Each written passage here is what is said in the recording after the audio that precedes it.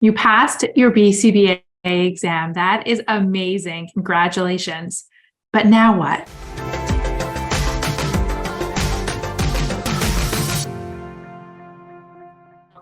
If I got a piece of paper, all of a sudden I would be, valid and I could do all those things that I thought I couldn't do before. And I think in reality, we all kind of have a bit of like imposter syndrome, no matter whether we have the paper or not. And sometimes we have people who get that piece of paper and think that they know more than they really do.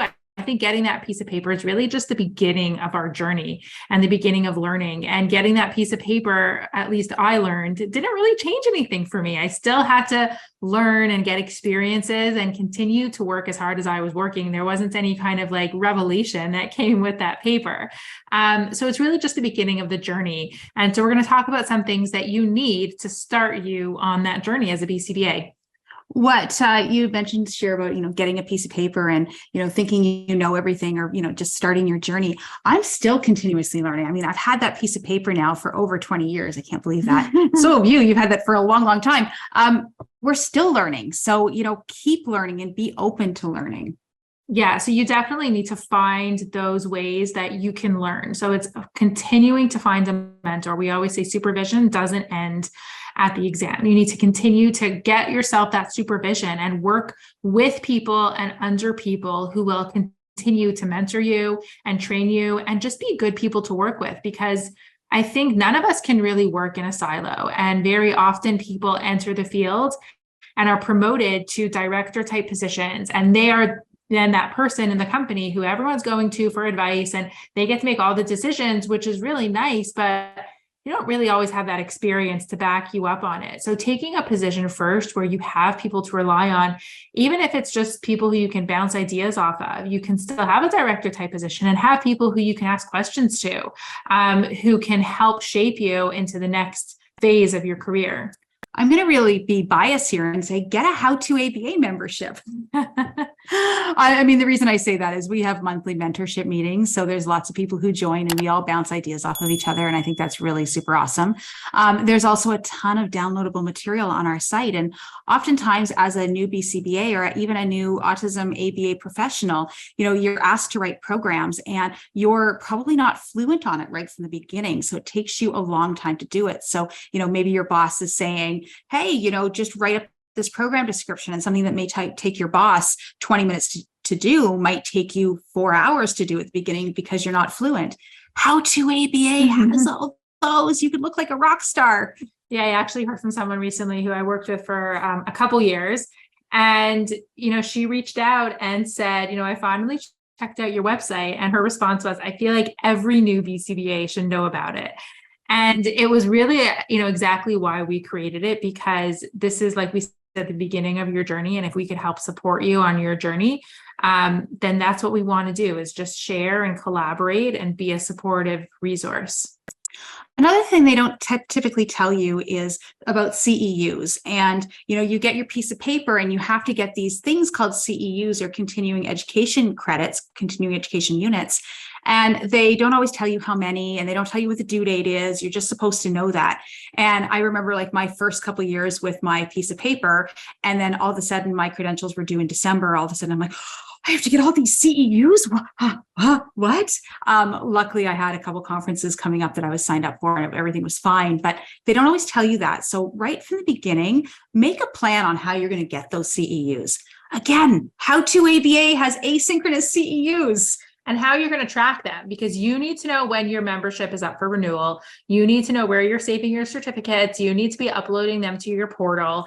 So those are all really important for you to plan. You can't just wait until 3 years from now when you need to renew and you're kind of scrambling to find your certificates, because we won't email them all to you. And the other thing is, like, the board makes a lot of updates to these types of things, how you can get CEUs, the 2-year renewal versus the 3-year renewal. You need to read the emails from the board. When they send out an email and there's an update to how they're changing the task list or things, which happen kind of often because we're still a new field, make sure that you're on top of that, because now that you're graduating from knowing and understanding supervision, you now need to know and understand everything about being a behavior analyst and not a supervisee. So whether you're becoming a supervisor or or you're supervising RPTs or BCBA candidates, or even just for your own membership renewals, you really need to be on top of the board and the most current updates, task list, ethics code, really be fluent in that. And don't let that scare you. It's not that difficult. Again, Shira said, it's hard. I find it hard. There's a podcast, BCBA podcast. Yeah, it's challenging. And it's a lot nice. of emails. And, grab a mentor, right? So again, that mentor, can help you and you can all do it together. I'm really lucky because, Shira and I have each other that we can bounce ideas off of or say, hey, did you see that email? And did you understand that email? Or did you hear that podcast? So find a Shira. Oh, wow. But also know what you're good at and what you like doing. I think sometimes we get into roles where we're not really clear about what the roles are or what the parts of the role that we like or what we don't like. And I think as you grow into it and as you're accepting your first position as a BCBA, understanding what your strengths are and what you enjoy doing and what you don't like doing and what you'd like more experience in, and having that self-awareness to know what you're good at really is an important part of this, because we're trained in a lot, in a very broad way in a lot of areas. But then once you start working, you're going to get a lot more in depth into whether it's autism or other areas of the field. Just know that you want to do that before you get into it. At the, on the flip side of the coin, though, make sure that you're open to new experiences. So absolutely know what you like and know what you don't like. But be open. If someone says, hey, have you tried this? Or would you like to try this? Try and say yes to a few of those things, even though they may be outside of your comfort zone, as long as you have a mentor to help you through that. I recently actually just took on a job at a group home, and I said, I don't really want to work with adults. I really like the little kids. My favorite is that early intervention. And I did it as a favor to, the owner. I knew the owner, and a few people were going on mat leave and he was stuck. And I said, listen, I'll help you out for a few months. No problem. I have had experience in group homes before, didn't love it.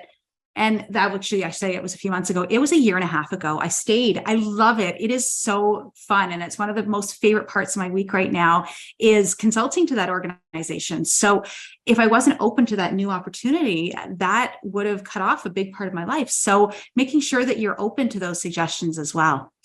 And another thing I would say is stay grounded. One of our, things that we talk about a lot here is not using technical terminology, speaking to people as, the human beings that they are, and not just cases or clients or, this mom or that dad, but really getting to know the people that you work with, the clients and the families that you work with, and letting them know and relating to them as, human to human, not as, client to professional or ABA practitioner to teacher, and trying to get to know people as people. This comes along with really relating to parents and taking their values and goals into consideration when you're talking to them. I always give this example of, when I went to meet a new parent who in the end, I didn't even really help. I couldn't get that involved with the case, but I said, I'm willing to meet you and see if I can help. And we had an initial meeting, and I met the child and I met the parents, and we sat down and, we spoke for about an hour. And then at the end, I was like, I don't think I can really help you. And they said, you didn't really help. It's fine. But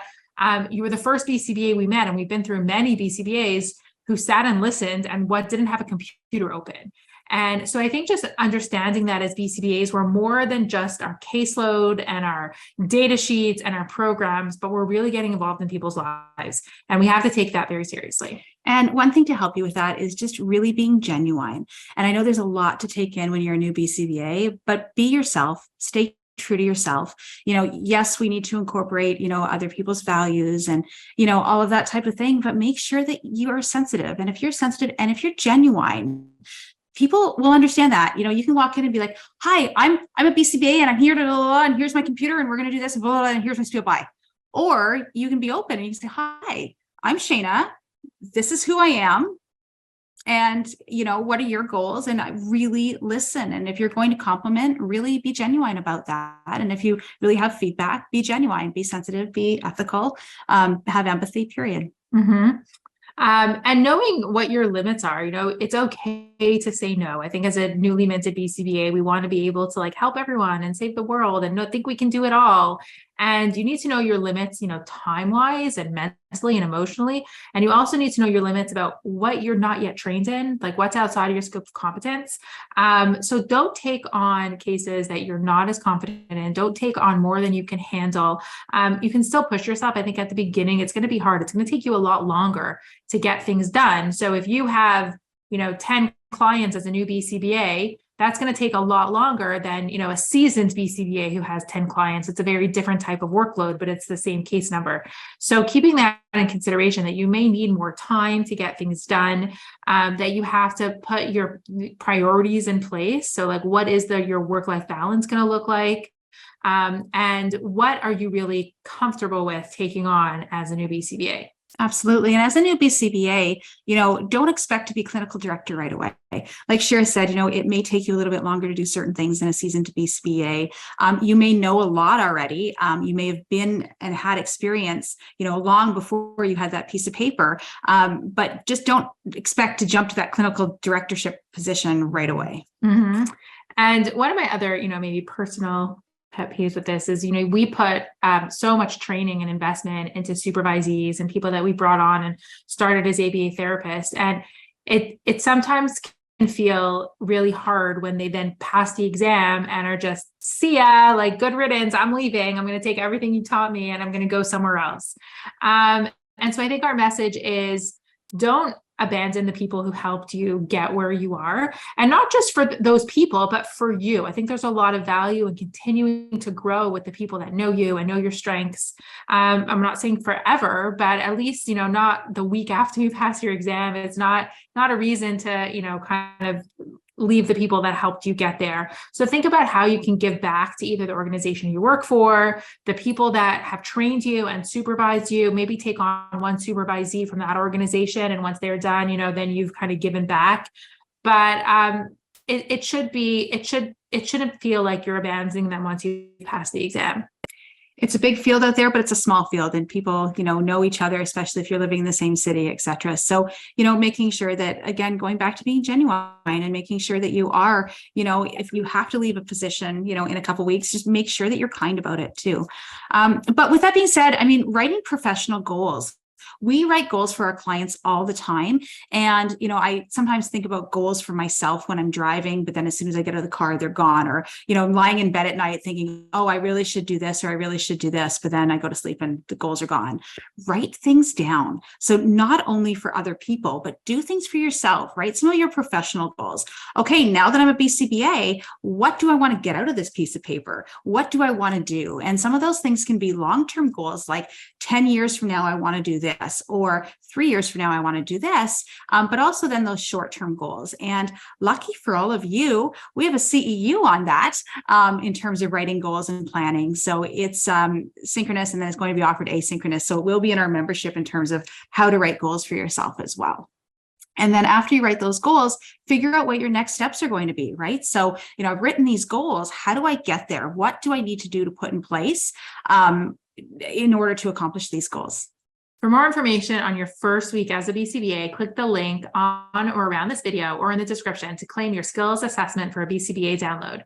We also encourage you to subscribe to the channel so you don't miss any future videos, and leave a like and comment below if you have further questions.